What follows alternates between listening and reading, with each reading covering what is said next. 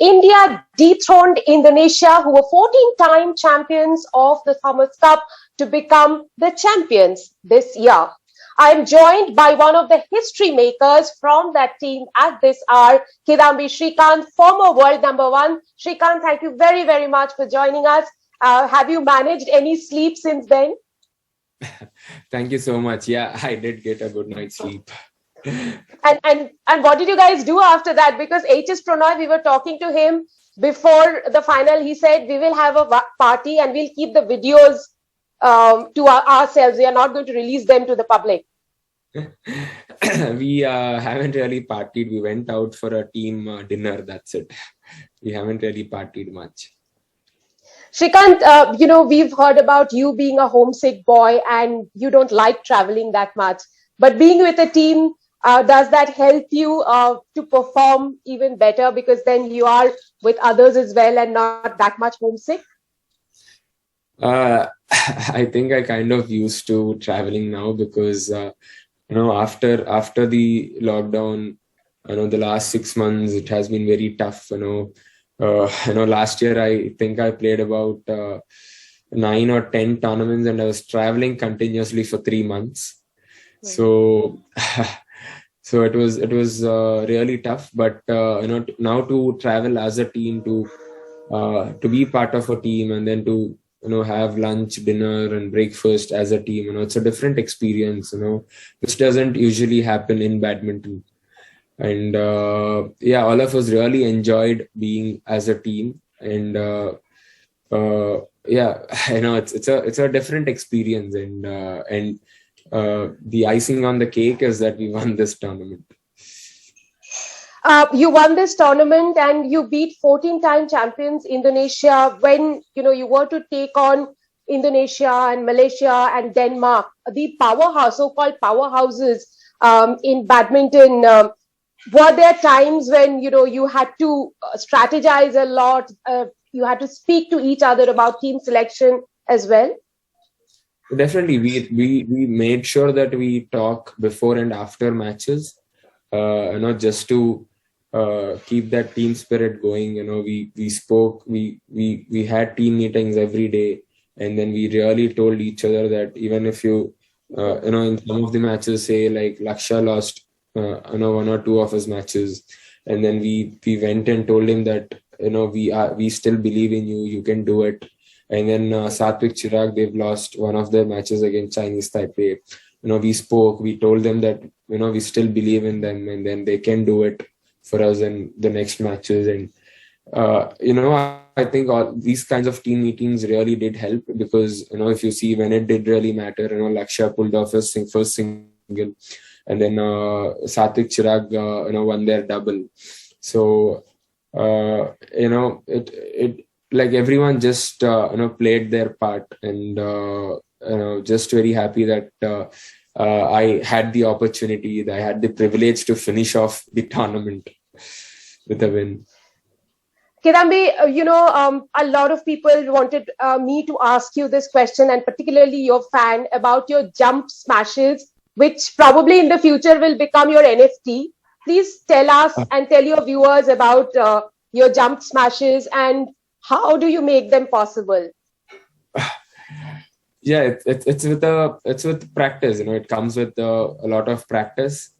It's something that you have to really work for, and yeah, I think I kind of did really work a lot on my jump smashes because that is one of my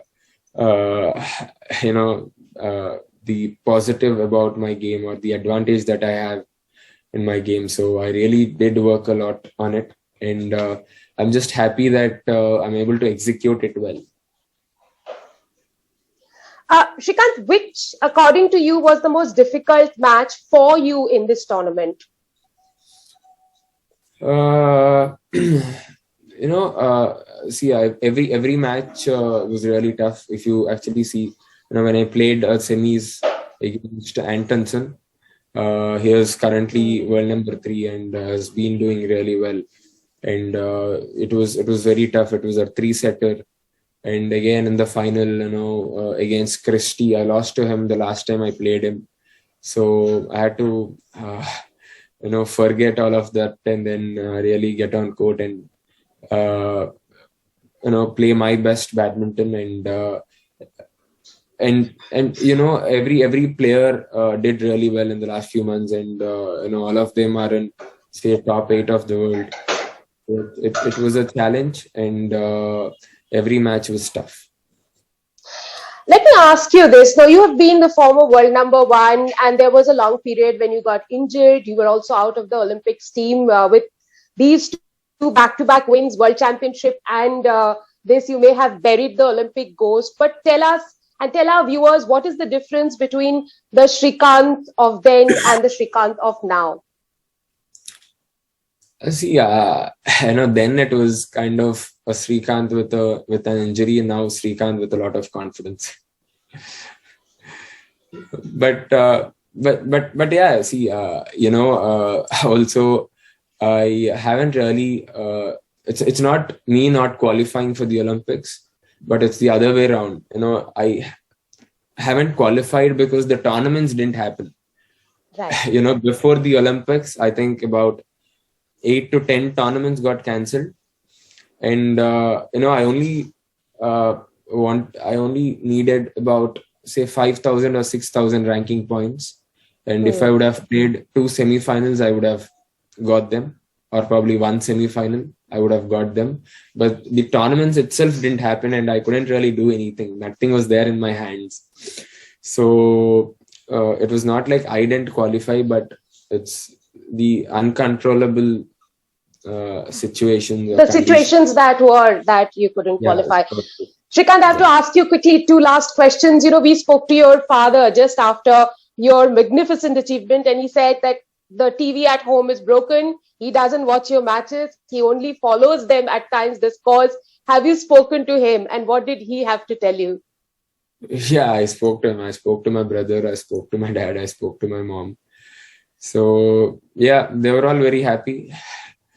So yeah, my parents are in my hometown, and then my brother is in Hyderabad. So we all had to get on a group call. And finally, let me ask you about your interaction with Prime Minister Narendra Modi. Were you expecting that? And what did tell us your takeaway from that interaction? I wasn't really expecting that, but to see, to talk to him immediately after the match, and he exactly knows the performance of each and every player in that tournament. So it's a great feeling, and and he is very happy, and then we were also very happy. Well, Srikanth, you and the team have done something unthinkable and made us immensely proud. Keep bringing in those laurels. Thank you very, very much, and wish you well.